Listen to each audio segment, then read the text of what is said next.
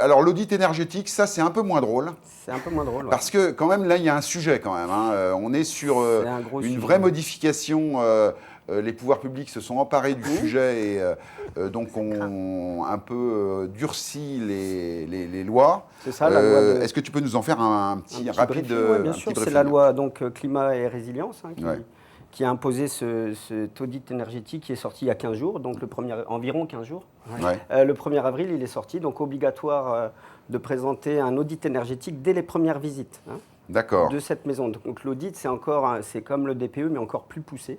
On explique aux gens comment de passer du logement F à B, en 2 scénarios.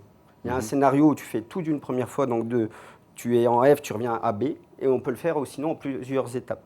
Il faut toujours 3 étapes, c'est-à-dire que si tu es F, il faut absolument que tu deviennes B si tu veux prendre les aides pour rénover ton logement. Ouais, mais c'est une histoire de moyens, cette histoire-là, parce que c'est bien moyens, gentil, là, tu as l'air de dire on joue au chiffre roulette, là, mais passer de F à B, ça coûte un petit billet, ces histoires-là. C'est ça, ouais. Et si on respecte ce que dit pas le diagnostiqueur, mais l'auditeur qui fait cela, il peut trouver les aides qui vont bien pour diminuer un peu la facture. La facture.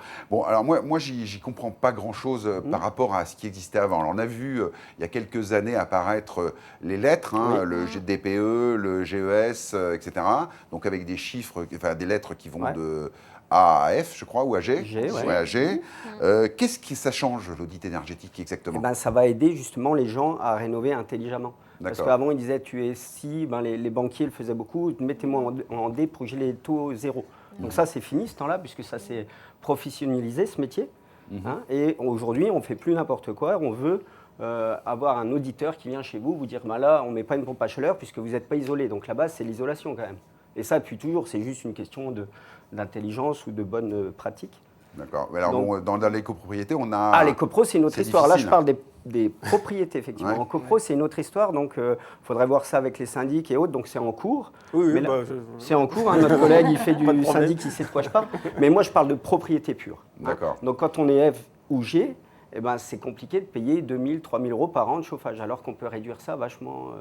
Non, si on comprend bien, pour expliquer à nos amis, c'est l'audit énergétique, c'est en fait une proposition de travaux faite par un expert, tout à fait. Obligatoire, au moment où on va acheter, où on se positionne pour acheter une maison ou un appartement. C'est ça ? Dès la première visite, classé en F ou G. F ou G. C'est-à-dire aujourd'hui. La moyenne française est en E, F c'est juste après. D'accord. Et bientôt, ça va passer en 2025 à d'autres lettres qui vont passer à leur tour. Tout le monde devra être en E, D, et puis on finira tous en B si tout va bien. D'accord. Alors on en est où exactement dans la législation ? Si j'ai un logement qui est classé G, par exemple, Chloé, est-ce que vous connaissez où on en est dans la législation ? Parce que là, on s'y perd maintenant. Tout ce qui est en dessous du F, c'est-à-dire que G est soumis à l'audit. C'est ça. D'ailleurs, je vous ai mis un exemple là, vous allez voir le petit texte que je vous ai fait, qui explique bien comment faire pour se faire aider ou non. Celui qui ne veut pas se faire aider, il paye de sa poche tout, sinon il faut respecter cet audit. C'est pour que l'acquéreur ait conscience des quantités de travaux. Il y a un chiffrage qui est fait avec l'audit en disant, voilà, pour passer de telle lettre à telle lettre, ça va vous coûter tant.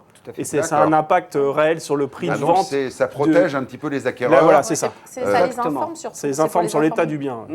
Et c'est là-dessus. Et après, effectivement, comme dit Virgile, les subventions, comment on peut les obtenir ? On les obtient si on fait ça ou ça ou ça. Oui, mais on n'est pas obligé. C'est pas soumis à revenus, etc.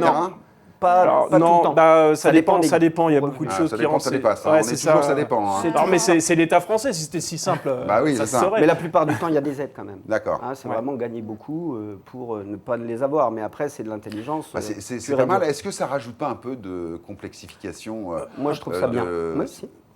C'est énorme pour les propriétaires. Qu'est-ce que vous en pensez ? Moi, je trouve ça compliqué parce qu'aujourd'hui, on avait déjà une note énergétique, on va rajouter un audit, donc déjà, c'est des coûts supplémentaires. Parce qu'on va parler de biens qui ne valent pas beaucoup d'argent au départ par rapport à un logement classé F ou en G, on n'est pas sur des gros prix de vente. Et là, on va rajouter aux vendeurs des diagnostics et des études pour faire comprendre à l'acheteur qu'il est en train d'acheter un taudis.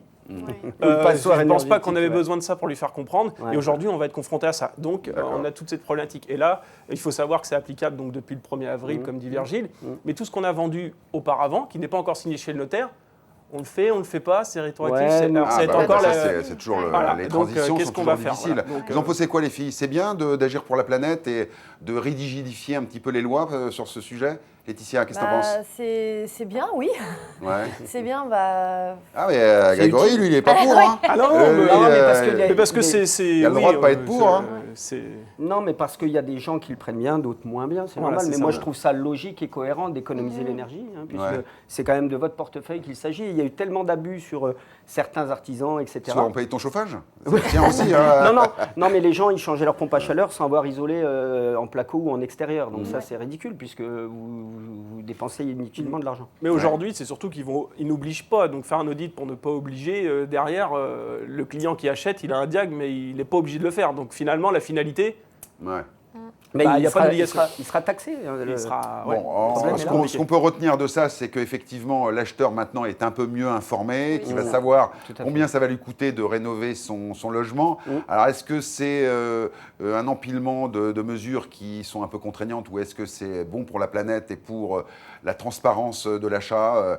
À vous de juger, vous avez maintenant les deux avis.